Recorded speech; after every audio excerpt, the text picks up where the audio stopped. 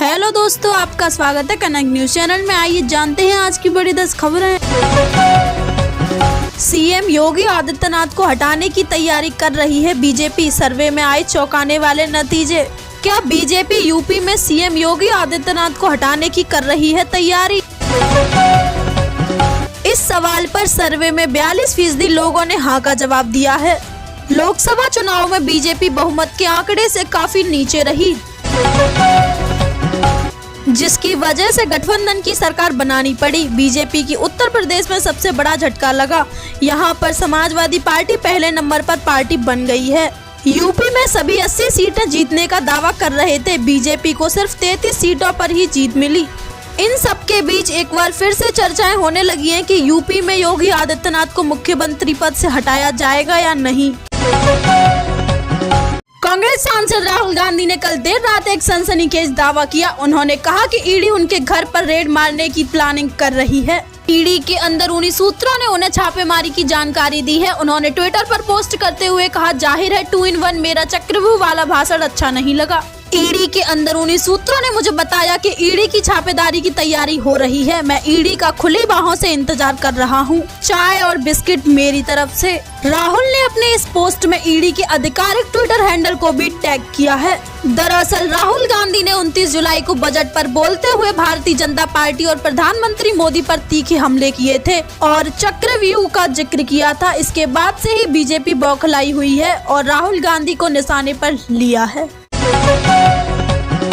आशा किरण में 13 बच्चों की मौत, घिरी केजरीवाल सरकार, भाजपा ने मांगा इस्तीफा। दिल्ली का यह शेल्टर होम मंदबुद्धि बच्चों की उचित देखरेख के लिए बनाया गया, लेकिन यह हमेशा से ही गलत कारणों में चर्चा से है।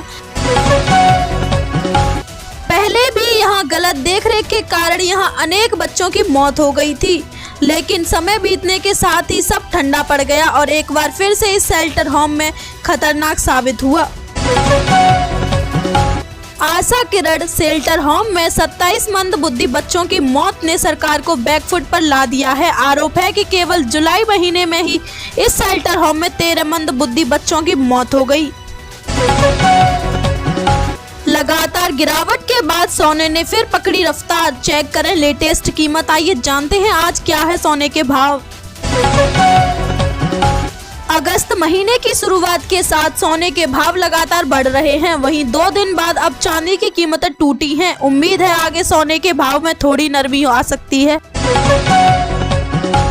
यूपी के वाराणसी में शनिवार को सोने की कीमत में 330 रुपए प्रति 10 ग्राम का उछाल आया। वहीं बात चांदी की करें तो उनकी कीमत कमी हो गई। चांदी 600 रुपए प्रति किलो लूटा है। बता दें कि सोने चांदी की कीमतें हर दिन टैक्स और उत्पाद शुल्क के लिए घटता बढ़ता रहता है। अखिलेश ने की आरोपी के डीएनए टेस्ट की मांग, मायावती ने पूछा सपा सरकार में कितने करवाओगे डीएनए। अयोध्या केस में बड़ा एक्शन, सपा नेता की बेकरी पर चला बुलडोजर, पल भर में ध्वस्त हुई फैक्ट्री। अयोध्या में नाबालिग से गैंग रेप के मामले में योगी सरकार ने सख्ती दिखाई है। थानेदार और चौकी प्रभारी के निलंबन के बाद अब रेप की आरोपी सपा नेता की बेकरी पर बुलडोजर चलाया है। दुख, अकेलापन और विलाप, वायनाड के राहत शिविरों में पसरी कलेजा चीर देने वाली शांति। वे लोग जिनसे वो प्यार जताया करते थे और जो आंखों के तारे थे, वह अब लापता हो चुके हैं या फिर उस रोज आए भूस्खलन की भेंट चढ़ गई। उनकी गाड़ी कमाई पर अब मलबों के नीचे दबकर मलबाही हो चुकी है। ये अंदाजा लगा पाना कठिन है कि उन लोगों के लिए उस काली रात की सुबह कैसी रही होगी, जिन्होंने उस पर सूरज अपने जीवन में छाए हुए अंधेरे में गुजारा था। वह अभी भी इस बात की कल्पना नहीं कर पा रहे हैं कि वे ऐसे भीषण हादसे से गुजर चुके हैं जिनसे उनके सब कुछ खो चुका है। सब कुछ यानी घर, परिवार और रिश्ते। डेरिवेटिव ट्रेडिंग से दूर रहे छोटे निवेशक, स्टॉक एक्सचेंज की अपील। आईपीओ पर सेबी का है प्लान। उन्होंने छोटे निवेशकों को डेरिवेटिव में कारोबार करने में दूर रहने का आग्रह किया। इस डिफेंस कंपनी के शेयरों में तेजी का सिलसिला जारी है।